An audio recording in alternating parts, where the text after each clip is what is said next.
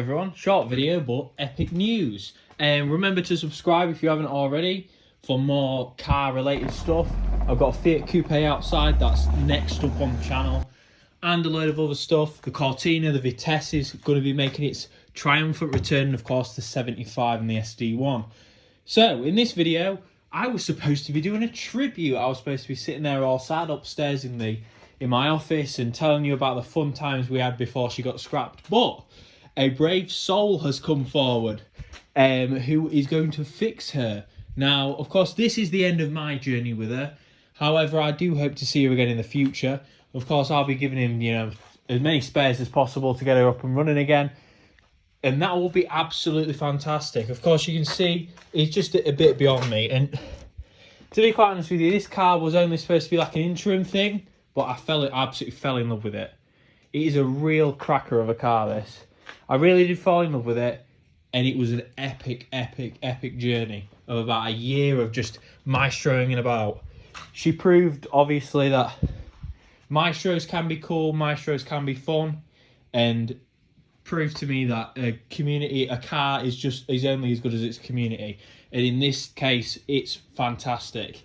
So I'm really pleased to be talking about that and announcing that, because I really didn't expect anyone to come forward. I had a lot of warriors, keyboard warriors, sitting there going, "I'll fix it. It'll be so easy. I'll do it for like in a weekend," and then they never did it. So there was one guy, I can't remember his name, but he was posturing in all the comments. "Oh, you guys are all full of shit. You guys don't know what you're on about. I'll fix it in like a week." And then lo and behold, I think he's deleted his comments now, but lo and behold, he hasn't bought it. Someone else has. Someone that is going to definitely fix her. And of course, I'm not holding him to it. He does what he wants. It's his property when he picks it up and pays for the rest of it.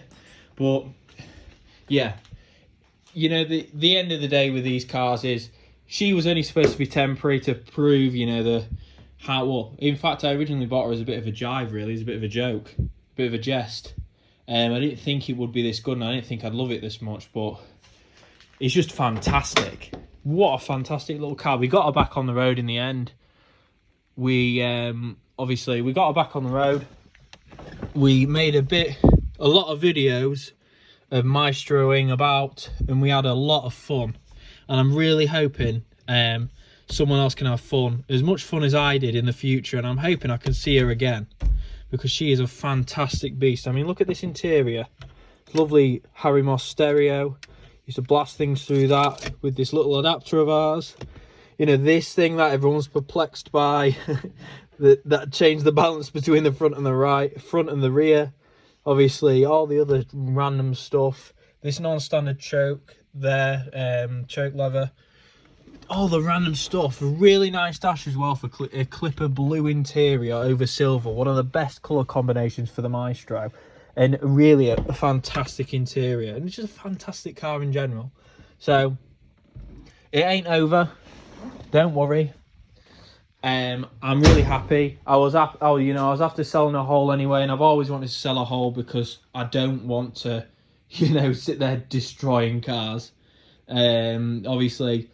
But you've got to think as well, I can't sell her my whole thing about selling her is I don't want to sell this car as is, and someone tells me that they'll save it, which luckily, the guy who's bought it, he'll be sorting it out, because I've been told he's always wanted one. So it's just brilliant. And my sort of biggest worry was I'd sell her, and then she'd end up in a scrapyard somewhere with all the bits of her removed, and then someone on Facebook could all of a sudden have 1,000 million Maestro parts and be making loads of money out of her, which is completely pointless, because, if someone's going to make money out of her, it may as well be the actual owner. But yeah, that is epic news. I'm really, really pleased about that. So you know who you are. Big thank you. And bought it for a good price. Definitely worth every penny, I think to him. It's definitely a good shout. Of course, you can see there where she's caved in. Of course, we've got all the brilliant Maestro community, people like Pat, people like Peter, everybody, Dan, all the guys that are super duper helpful. And I'm just really excited, and I'm looking so forward to how he progresses. Obviously, if there's any updates or anything, I'll keep you guys posted, or he will.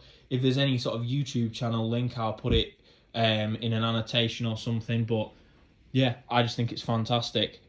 She's such a lovely car, and I can't wait to see her moving all under her own steam again. I'm sorry I wasn't the one to be able to do it, but unfortunately the Vitesse, the Rover 75 and the Fiat are my top 3 priorities. The Vitesse needs to come back here. The Fiat needs to be back on the road because I was far too scared of driving it. And you know what? Sod it. We're putting the Fiat back on the road, a Fiat Coupe. And then next, obviously, the Cortina's going to come here. And then the Vitesse will come home and the Fiat will go in a classic car storage place for me to ping in and out of when I want. But the main thing is the Vitesse is coming back. And I'm so friggin' excited. Obviously, we've got the SD1. We've got the Cortina. SD1 is the main priority to get that out, get that all running and as it should be.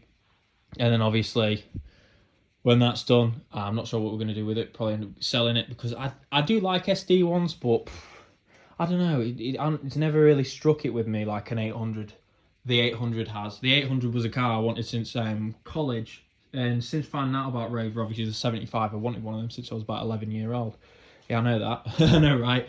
Some normal kids have pictures of Lamborghini Diablos, Lamborghini Gallardos, and Murcielagos on the wall, and I have dreams about Rover 75s, but whatever floats your boat, and I don't think it's a bad thing to dream about. So, a bit of an impromptu video. We were going to scatter the rust, put the rust in an urn and scatter it in her favourite place. We're not doing that anymore because she's not dead. So, thank you for watching, everyone.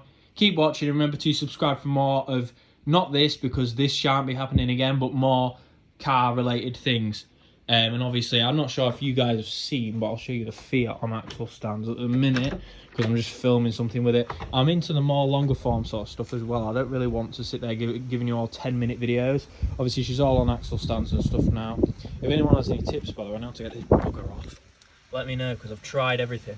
I'm really going to have to get a torch on it. But, yeah, anyway, thank you for watching. Keep watching. Remember to keep watching for more of this. And that is back soon.